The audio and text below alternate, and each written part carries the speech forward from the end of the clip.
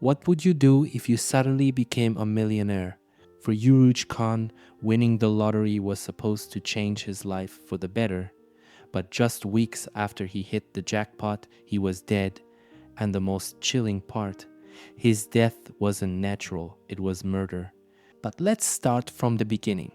Urooj Khan was a self-made man. An immigrant from India, he had worked tirelessly to build a successful dry cleaning business in Chicago. He wasn't a man who took many risks, but one fateful day in June 2012, he did something out of character. While stopping at a 7-Eleven store, he impulsively bought a scratch-off lottery ticket, and in an instant, his life changed. He had won $1 million. Witnesses recalled how he could barely contain his excitement inside the store. His voice trembled as he spoke, his hands shook. He was in disbelief. This wasn't just money, it was security. It was a future free of financial stress. Like most lottery winners, he had a choice: take the winnings in annual payments or a lump sum. Khan chose the lump sum, which, after taxes, left him with a little over $400,000. And he already had plans. He wanted to expand his business, give back to his community, and donate to charity. He spoke about using the money wisely, ensuring his family's future was secure. But what he didn't realize was that someone in his inner circle may have been listening closely, someone who had their own plans for his money. Because Urooj Khan never got to enjoy his fortune.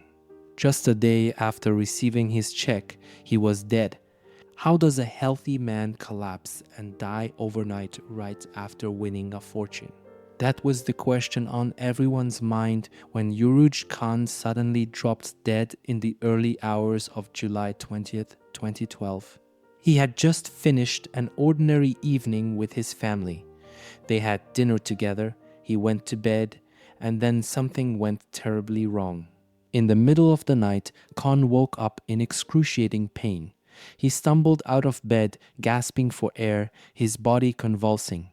His wife, Shabana Ansari, panicked and called 911, but by the time paramedics arrived, Khan was barely conscious. He was rushed to St. Francis Hospital in Evanston, but it was too late. Within hours, Urooj Khan was dead. Doctors ruled his cause of death as natural, specifically arterial sclerosis, a condition involving the hardening of the arteries.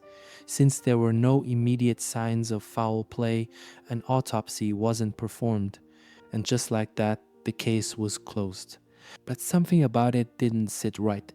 A healthy, middle-aged man with no history of heart disease suddenly dies one day after receiving his lottery check. It felt too convenient. At first, no one questioned it.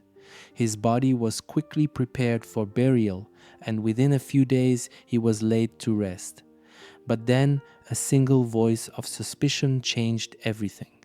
If it weren't for one person, Urooj Khan's death would have never been investigated. That person was his brother, Imtiaz Khan. From the very start, Imtiaz had doubts. His brother was healthy, active, and had no history of serious illness. How could he just drop dead out of nowhere? It didn't make sense. Then came the weird behavior from certain family members. According to Imtiaz, some people were too eager to move on. Khan's widow Shabana was insistent that no autopsy be performed. She wanted the body buried as soon as possible. That only fueled his suspicions. So he demanded answers. He pushed for authorities to re-examine the case, and against all odds, his persistence paid off. The Cook County Medical Examiner's Office agreed to conduct toxicology tests, and when the results came back, they were shocking. Urooj Khan had been poisoned. The cause of death: cyanide, one of the deadliest poisons known to man. This wasn't a medical emergency. It wasn't bad luck. This was murder, and someone somewhere was responsible. But who? And how did they get away with it so easily? This case had just taken a dark turn, and the deeper we dig, the more disturbing it gets. Who had the motive? Who had access to poison? And most importantly, who stood to gain the most from Urooj Khan's death? Because someone in his inner circle knew the truth, and they were keeping deadly secrets. How do you kill someone without leaving a trace? Whoever poisoned Urooj Khan knew exactly what they were doing. They used cyanide, one of the deadliest poisons in existence. But why cyanide? And how does it work? Cyanide is not just any poison, it's an executioner's choice. It stops the body from using oxygen, essentially suffocating a person from the inside out. Death can come within minutes if the dose is high enough. Here's the chilling part. Cyanide poisoning mimics a heart attack. Victims experience nausea, dizziness, and weakness, followed by convulsions, respiratory failure, and cardiac arrest. Without an autopsy or toxicology tests, many cyanide poisonings are mistaken for natural deaths. And that's exactly what happened to Khan until his brother pushed for further testing. Now here's where things get even more suspicious. Cyanide is not easy to obtain. It has a distinct bitter almond smell that most people can detect. It's rarely used in modern homicides because it's difficult to get without raising red flags. So how did the killer get it? More importantly, how did they give it to him without him noticing? One theory, it was mixed into his last meal. Khan had eaten homemade Indian food that night. A dish with strong spices could have easily masked the taste. If that's true, then whoever poisoned him was close enough to serve him his last meal. This wasn't a random crime. This was premeditated murder. And the prime suspects, they were right under the same roof. If Urooj Khan was murdered for his money, the next question is obvious: who stood to inherit his fortune? Investigators didn't have to look far. Their attention immediately turned to those closest to him. His wife, Shabana Ansari, the last person to see him alive. His teenage daughter, Jasmine, his only child from a previous marriage. His father-in-law, Faridun Ansari, a man with financial troubles. Could someone within his own family have betrayed him? Let's start with Shabana Ansari. She had the strongest connection to Khan's money. As his wife, she would inherit his assets. Strangely, after his death, she insisted there was no foul play. She even opposed the second autopsy, pushing for a quick burial. Why rush to bury the body unless you're hiding something? Then there's Jasmine, Khan's teenage daughter from a previous marriage. At first glance, she seemed to have no reason to hurt her father, but there was tension between her and Shabana. If Khan's will wasn't clear, Jasmine and Shabana might have had competing financial interests. And finally, Faridun Ansari, Shabana's father. He was deep in debt, owing over $100,000 in back taxes. His business dealings were shady, and he had legal troubles of his own. Would he kill his own son-in-law to get his hands on the money? This was no random poisoning. This was an inside job. But was it just one person? Or had multiple family members conspired to make sure Khan never saw a penny of his winnings? The investigation was about to tear this family apart. They say money changes people, but does it turn them into murderers? Urooj Khan had just won $1 million, but he never got to spend it. And after his death, that money became the center of a brutal family feud. Here's what we know. Khan did not have a will. That meant his entire fortune was suddenly up for grabs. His widow, Shabana Ansari, fought for control of his estate. His brother and sister filed a lawsuit claiming they deserved a share. And then things got ugly. The family was divided. Shabana claimed the money belonged to her. Khan's siblings, on the other hand, argued that some of the money should go to Jasmine, Khan's daughter from his first marriage. Why was everyone so desperate to get their hands on his money? Was it just about inheritance disputes, or were they hiding something bigger? If Khan's death was premeditated, then this fight for money wasn't just a coincidence. Whoever poisoned him did it for financial gain. But here's the disturbing part. Even with all these suspicious circumstances, no one was arrested, because without solid proof, the killer was free to walk away. And that's exactly what they did. But why? Was there a cover up? Did someone destroy evidence before investigators could act? One thing was certain: this wasn't over. Because as the family fought over Khan's money, detectives were about to uncover something even darker. And it all started with one missing piece of evidence. When a man is poisoned, the first suspect is often the one closest to him. And in this case, that was Shabana Ansari Khan's widow. But was she really a grieving wife, or was she hiding something sinister? From the very beginning, Shabana maintained her innocence. She told reporters that Khan was a generous, hardworking man with no enemies. She insisted that she wanted justice for his death.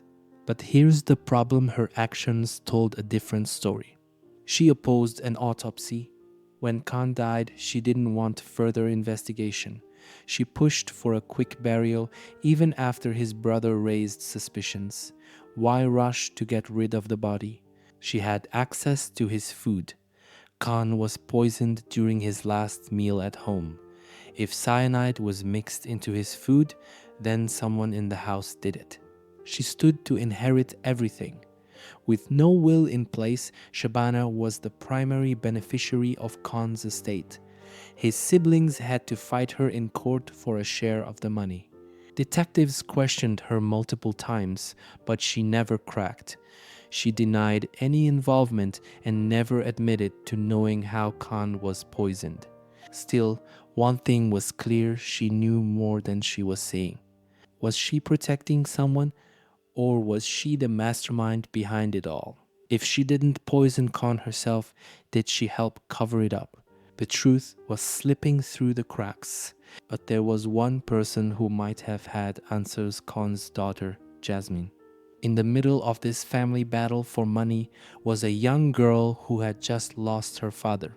Jasmine, Khan's teenage daughter from a previous marriage, was barely mentioned in the public eye. She didn't give interviews, she didn't fight for her father's money, she just disappeared from the conversation. And that raised a lot of questions. Was she afraid to speak? If she knew something about her stepmother or anyone else in the house, would she have dared to say it? Was she left out of the inheritance battle? Her father died without a will, meaning that his assets legally went to Shabana. Did she even receive anything from her father's fortune? Did she suspect foul play? If her father's death was too sudden, she would have been one of the first to notice. But here's what made things even stranger: her mother, Maria Jones, suddenly reappeared after being absent from Jasmine's life for over a decade. Did she come back because she believed her daughter was in danger? Or did she think that Jasmine knew something that could expose the killer? Either way, Jasmine remained silent. And sometimes silence is the biggest clue of all, because while she may not have spoken publicly, she was still a key to unlocking the case. But she wasn't the only one with a potential motive. There was one more person in Khan's life who was in serious financial trouble, and that was his father-in-law, Feridun Ansari. What happens when a man owes more money than he can ever pay back? Sometimes he finds a way to get rich quick. And in this case, that's exactly what Feridun Ansari, Khan's father-in-law, needed.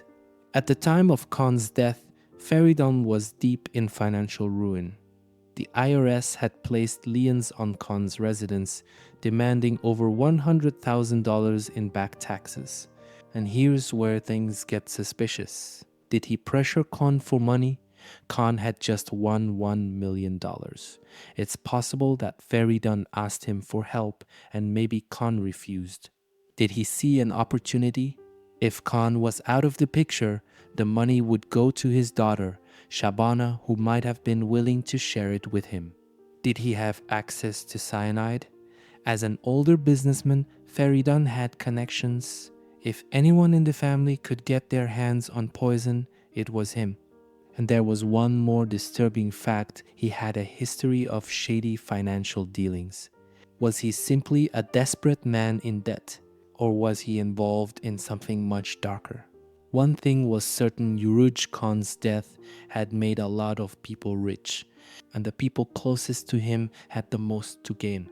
But without evidence, the killer was still walking free, and detectives were about to hit a dead end unless they could find the one missing piece that could expose the truth. What would you do if someone you thought was gone suddenly reappeared after a decade?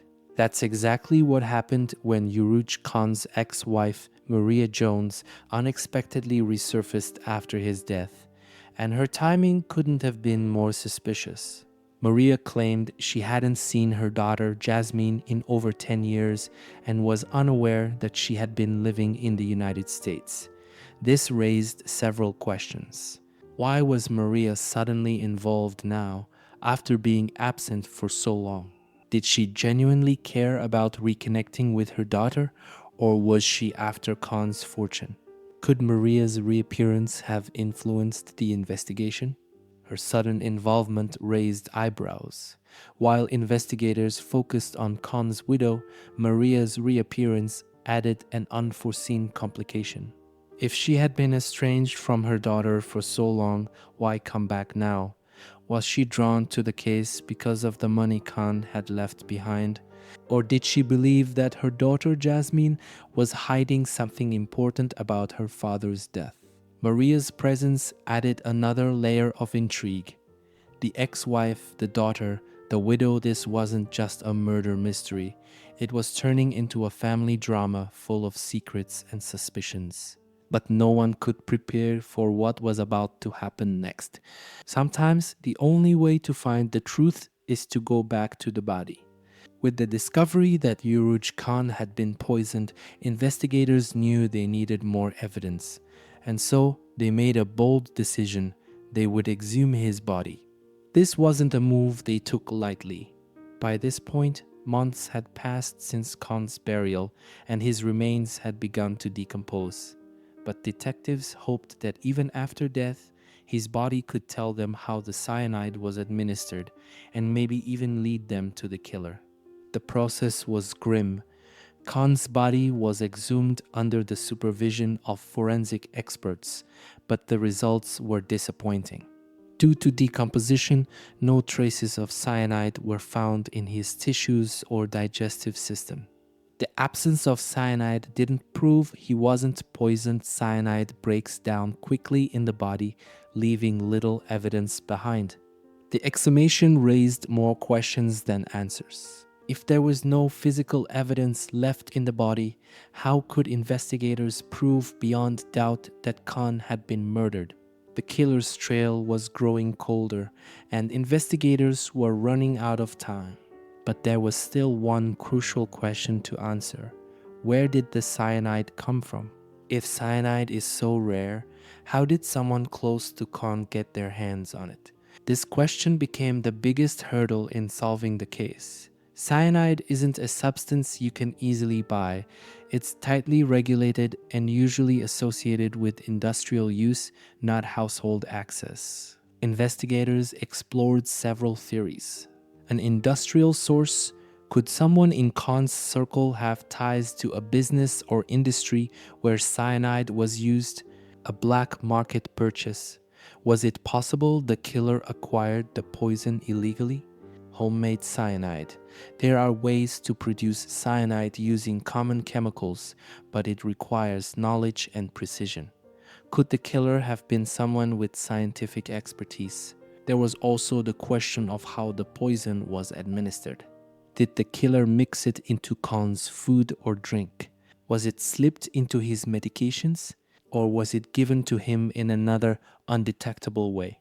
The lack of evidence was frustrating. Detectives knew cyanide had killed Khan, but they had no proof of where it came from, who obtained it, or how it was delivered. Without answers, the investigation stalled. The murderer had planned this crime carefully, leaving no obvious trail. But with so many possible motives and suspects, could the lack of physical evidence mean this case would never be solved? If Urooj Khan was murdered, the biggest question still remained: why? Was his death purely about money, or was there something more sinister at play? At first glance, it seemed obvious he had just won $1 million lottery, and with no will in place, the fight over his estate became immediate and brutal. But what if there was another reason? Could Khan have angered someone close to him? Did he have business rivals or hidden enemies? Could this be more than just a financial crime? The idea of a family conspiracy was chilling. His widow, his father-in-law, and possibly others in his household all had something to gain from his death. But there was one major problem: there was no direct evidence linking anyone to the murder. No fingerprints on a poison bottle. No security footage. No written confessions. Just suspicions, circumstantial evidence, and a trail that had gone cold. And in the world of criminal investigations, suspicion isn't enough to convict a killer. This meant one terrifying thing: whoever poisoned Urooj Khan was about to get away with it. As the investigation stalled, something else took over the media firestorm. The story had everything to grip the public. A lottery winner poisoned before cashing his winnings. A family torn apart by greed and suspicion. A murder mystery with no clear suspect and no arrest. News outlets ran wild with theories. Some believed Shabana Ansari, his widow, had orchestrated the crime for financial gain. Others pointed fingers at his father-in-law, Faridun Ansari, drowning in debt and desperate for money. There were even wilder theories that Khan had been involved in something bigger than just family drama. But despite the endless speculation, law enforcement was stuck in the same place without enough proof to bring charges. And as time passed, the media circus moved on. Another case took over the headlines, and Urooj Khan's murder slowly faded from public attention. But behind closed doors, his family was still fighting over his fortune. If Urooj Khan's killer wasn't facing consequences, the fight over his money was just beginning. With no will in place, his entire estate became a battleground. His widow, Shabana Ansari, argued that she was the rightful heir. His siblings fought back, claiming that they should receive a portion of his assets. His daughter, Jasmine, remained silent, but many questioned whether she was even receiving anything from her father's fortune. The legal fights dragged on, and the courtroom battles got ugly. And with every lawsuit and counter-lawsuit, the focus shifted away from justice and toward greed. A man had been poisoned to death, and instead of finding his killer, his family was fighting for his bank account. Would they ever find the truth? Or had money completely buried the murder investigation? No matter how much detectives pushed, they kept hitting dead ends. They had a body poisoned with cyanide. They had multiple people with financial motives. They had a case that had captivated the world. But what they didn't have was the smoking gun. No witness. No physical evidence tying anyone to the poison. No confession. And in a courtroom, suspicions alone aren't enough to convict a murderer. So the case went cold. No one was ever charged. No one was ever arrested. Urooj Khan had been murdered in his own home, and the person responsible was never held accountable. Years passed. The media moved on. The headlines faded. The courtroom battles over Khan's estate eventually ended. And the killer? They simply disappeared into the background. But here's the terrifying part: they were never caught. Which means they could have done it again. Could someone else have fallen victim to the same person? Was this truly just about money, or was there another crime hidden in Khan's past? What really happened that night? Who gave Urooj Khan his final meal? Who had access to cyanide? And most importantly, why did they do it? There are only two possibilities. The murder was carefully planned, and the killer knew exactly how to avoid getting caught. Someone inside Khan's home knew the truth but chose to stay silent. Either way, someone got away with the murder. Why did Shabana fight so hard against an autopsy? Why did Jasmine stay so quiet? Why did Faridan Ansari, a man drowning in debt, not cooperate fully with the investigation? The truth is, someone in that household knows exactly what happened, and they've kept that deadly secret for years. So now we turn the question over to you. Who do you think had the strongest motive? Who had the opportunity to poison him? Was this a solo act, or was it a conspiracy? And the most haunting question of all, if they got away with it once, could they do it again? Because somewhere out there, Khan's killer is still free, and they've never answered for what they did. The case remains officially unsolved, and maybe it always will be.